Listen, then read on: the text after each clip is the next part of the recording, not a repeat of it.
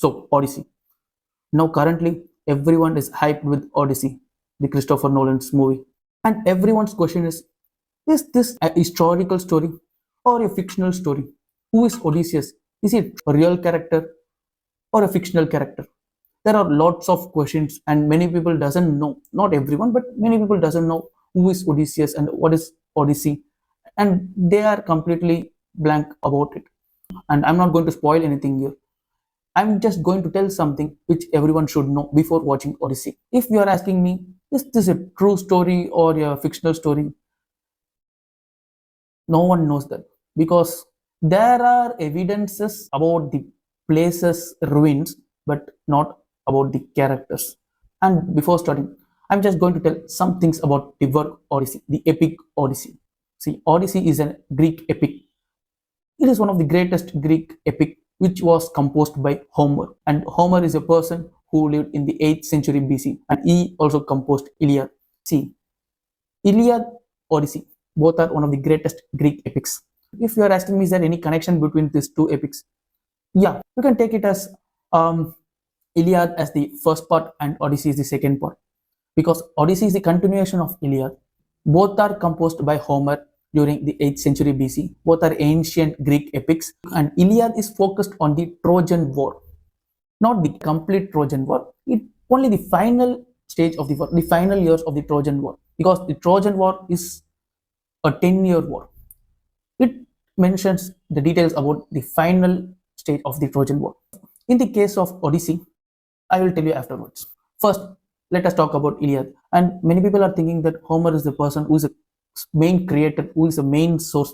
And if you are studying Iliad and Odyssey, you will get the entire story. No, no, no. See, Iliad is an epic which focuses on the final years of the Trojan War.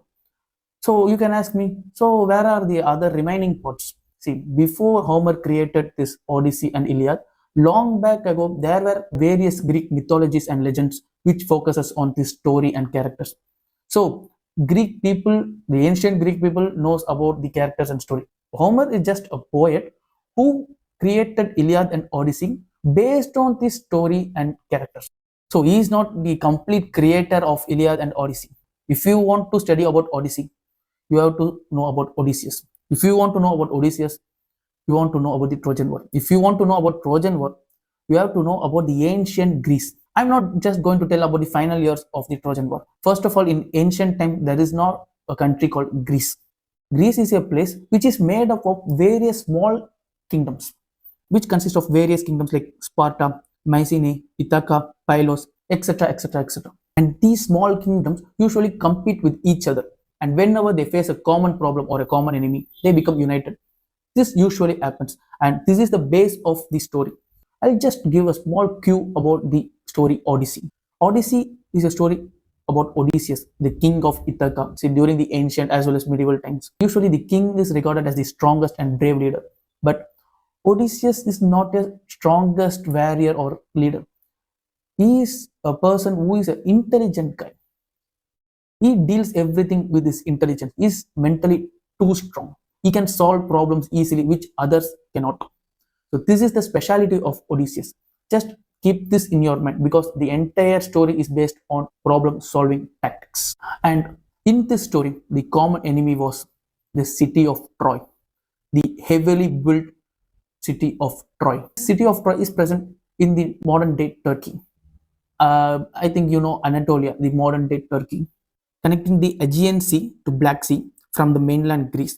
The city of Troy is a rich and highly wealthy city, and it is one of the most strongest city and highly politically influential city. It controls the trade routes between Europe and Asia. So it is one of the strategic locations. And you can ask, okay, there are various small kingdoms and everything was going normally. And how this background connects with the Trojan War? See, the main reason for the Trojan War is nothing but a woman called Helen. Helen is considered as one of the beautiful women in the world, and she was married to Menelaus, who is the king of Sparta. And then one day, a young man named Paris came to Sparta. He was the prince of Troy. He came to Sparta, and when he was visiting, he saw Helen.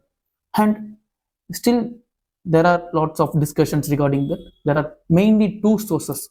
One source tells that he saw Helen and he admired her beauty, and he kidnapped her to the city of Troy. And the other source tells that Helen willingly left her husband Menelaus and ran away with Paris to city of Troy.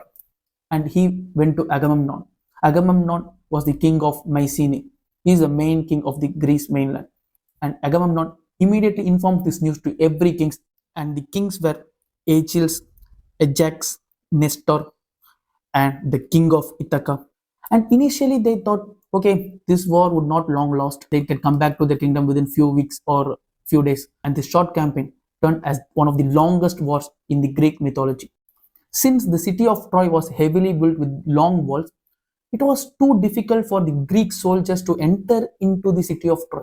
So the war was going on, and days becomes week becomes month, and month becomes year, and nearly this war took place for 10 years, 10 long years, and it was too difficult. There were various famous battles in these 10 years.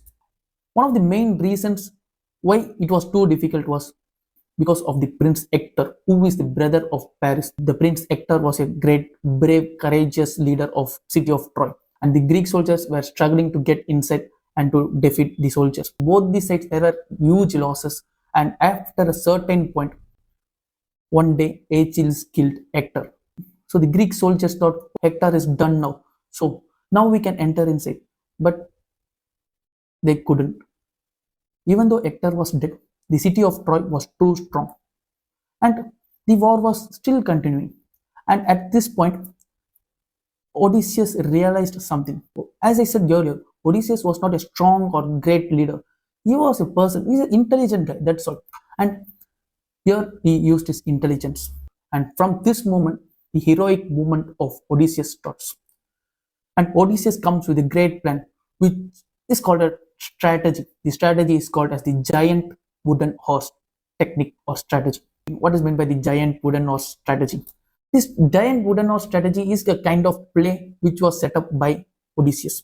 The Greek soldiers did it.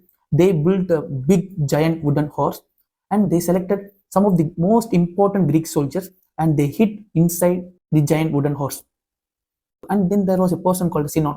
This is a kind of play. They made Sinon as an injured person, and they left in the camp, and they burned the camp, and every soldier ran away from there and they hid. And the city of Troy soldiers witnessed this, and they were saying like, what, the camps are burning, what is happening? And the city of Troy soldiers come outside, and they see a giant wooden horse and a person who is injured, and they question him, where are the others? And he answers that everyone lost hope and everyone ran away. I am the only person who got injured and I cannot move from this place, so I am here.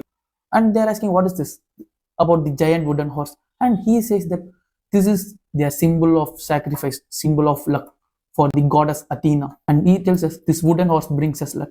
And the soldiers believed this. Some didn't believe, some believed this, because they believed that because of this wooden horse, their prince got killed by Achilles.